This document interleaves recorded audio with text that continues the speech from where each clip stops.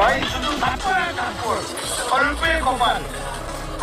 আপনি তো বাইরে মালিক, কোথায় বেড়াকে দাঁড়িয়ে রাখবেন? সিংহের মতো গর্জন করে আমি ওকে দিয়ে রেখেছিলাম। ডাকলেন দাদা? কে এটা? ঠিক আছে, সকালে খেয়েছিলাম তাই ফেলতে গিয়ে এখানে পড়ে গেছে।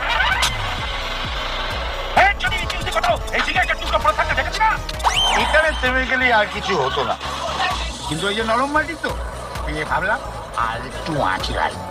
কি এটা? বিয়ারের বোতল। তাই নাকি? বিয়ারের বোতল? আমি তো ভাবলাম ফিডিং বোতল, বাচ্চাদের দুধ খাওয়ার জন্য আনা হয়েছে। এই সিন্ডার কোয়ায় আছো? ডিসিপ্লিন মেনটেন করতে না পারলে না তোমার হার আমার খুঁজে পাওয়া যাবে না।